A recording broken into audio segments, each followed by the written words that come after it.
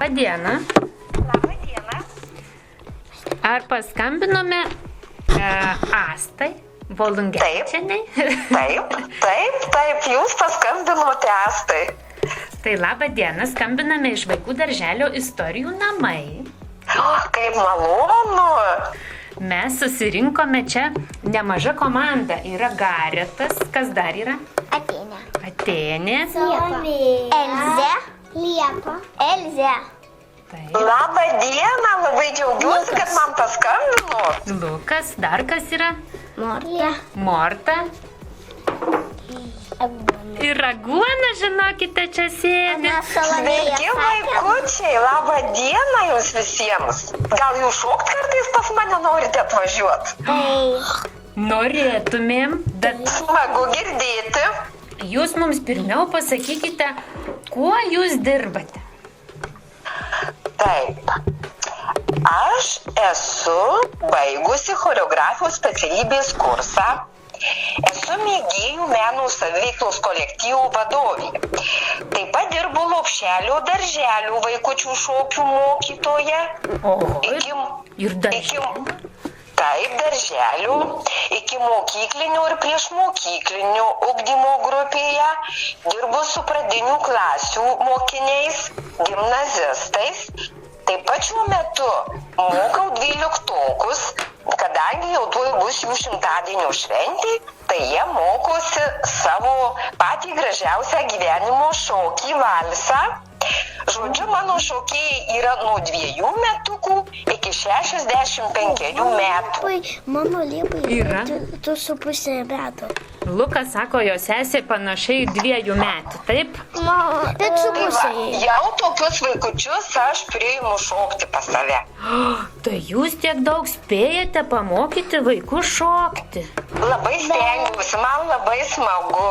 Tai kiekvieną dieną šokate? Taip, aš turiu 8 šokėjų grupės ir kiekvieną dieną vis šoku su kitomis grupėmis. Kiekviena grupė po 2 kartus per savaitę šoka. Bet mano mama moko šokti. Oho, irgi moko šokti. O kokiu jūs šokiu, Asta, mokote šokti? Kokiu šoku aš mokau šokti? Na, matote, vaikučiai, mes, kaip čia pasakyti, visi orientuojamės pagal metų kalendorinės šventes. Dabar mes ruošiamės lietuvėlės gimtadienio šventai. Mano mama Slovakijoje šokote. Slovakija šoko.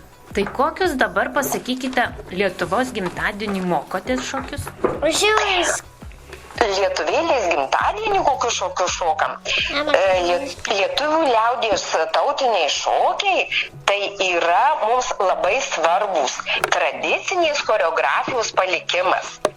Liaudies šokiais mes garsiname savo kraštą, didžiuojamės tuo, jog esame išskirtiniai.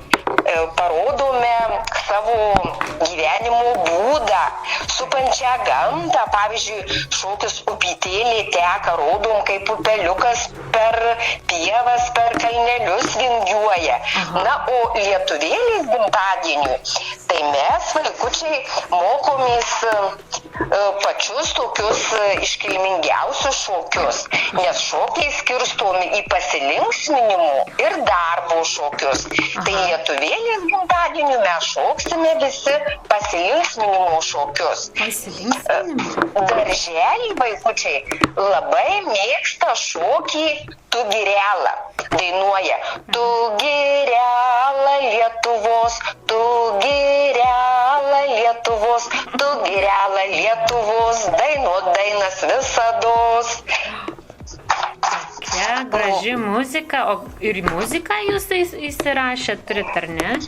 Na, matot, mano mamytė sakydavo, kad jeigu kartais per pasilinksminimus nebūdavo muzikantų, tai lietuviai neliūdėdavo.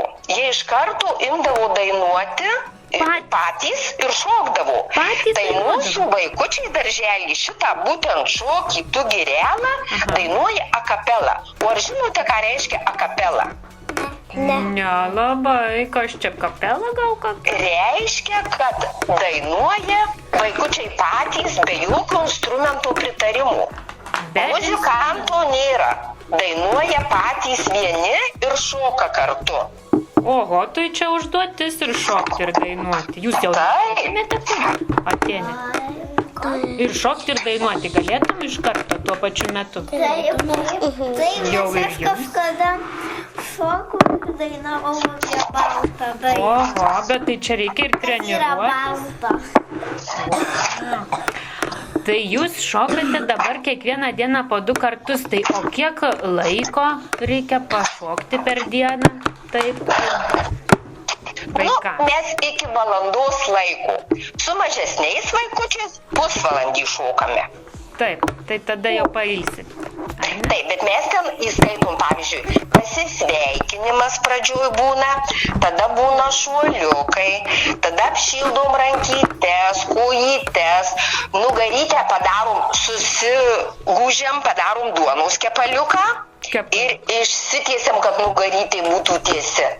Labai svarbu, kad rankytės būtų mūsų gražios, ištiestos, pirštukai suglausti, kojytės padarom, pėdutės suglaudžiam.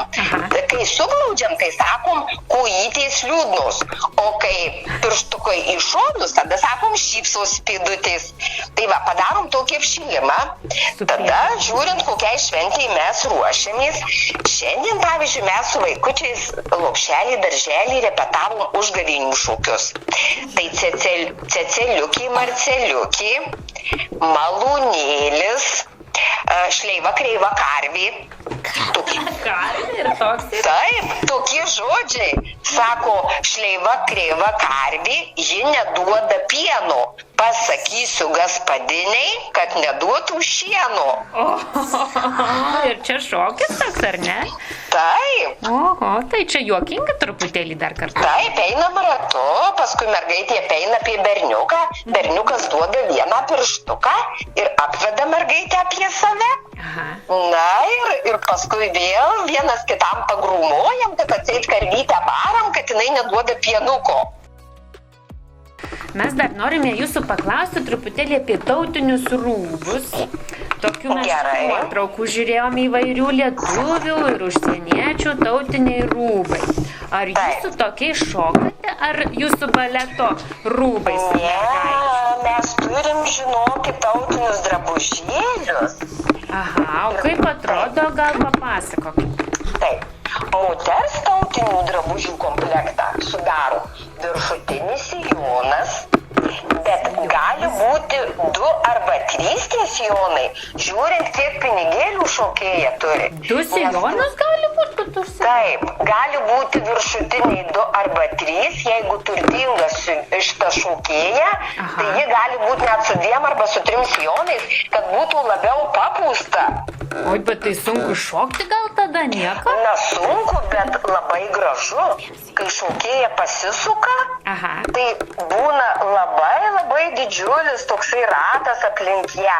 Ir ji labai didžiuojasi tuo, kad ji turtinga, daug medžiagos turėjo sijonėliui pasisiūti.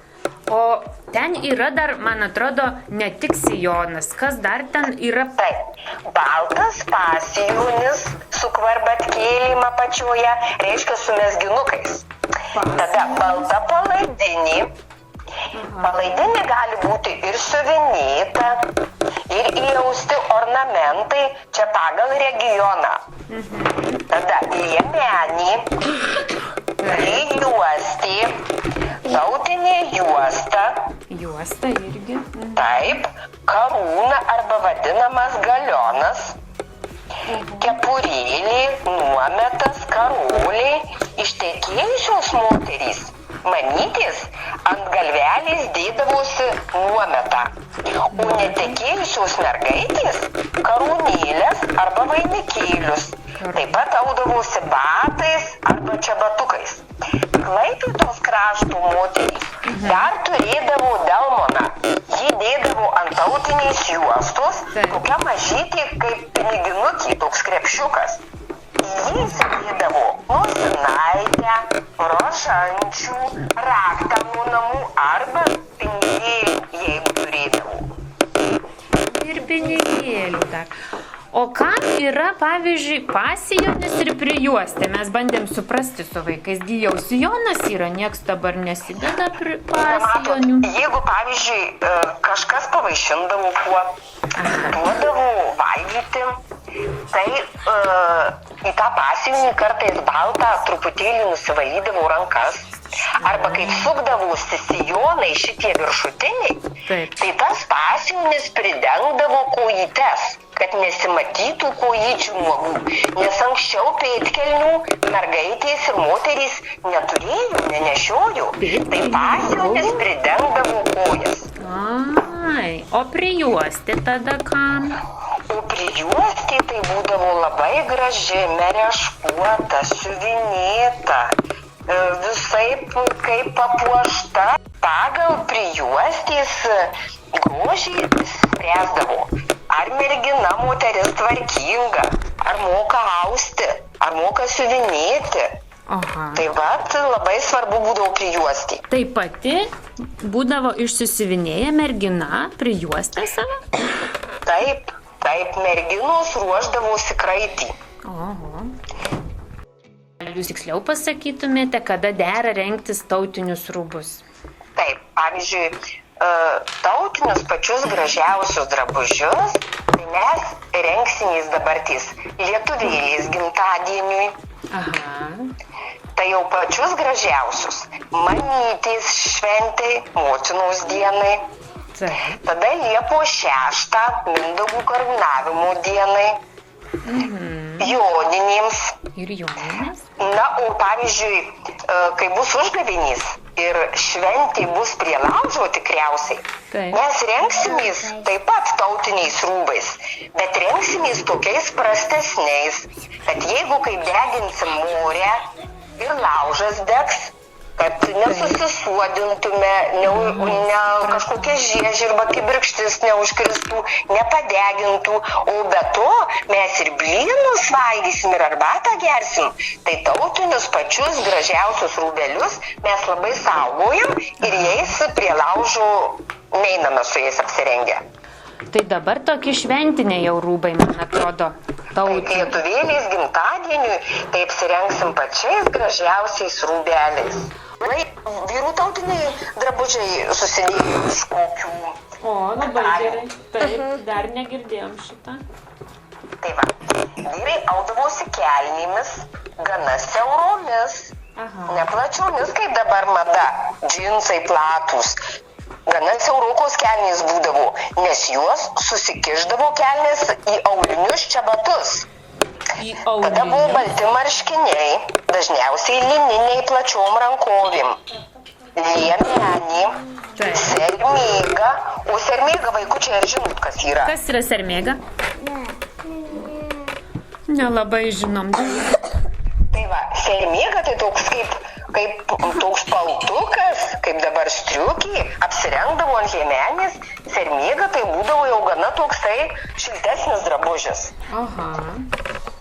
Taip pat rišdavosi tautinę juostą vyrai, arba diržą dėdavosi ant sermėgos platų, skrybėlę užsidėdavo, iš pradžių šiaudinę, po to ir veltą iš vilnos, pasirišdavo kaklaskarę, o atsisegę pirmą marškinių sagą.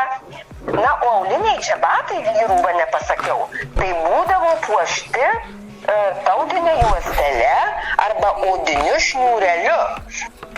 Aha. O senovinis apavas, vaikučiai, ir žinot, kuo žmonės pirmiausiai audavosi? Audavosi.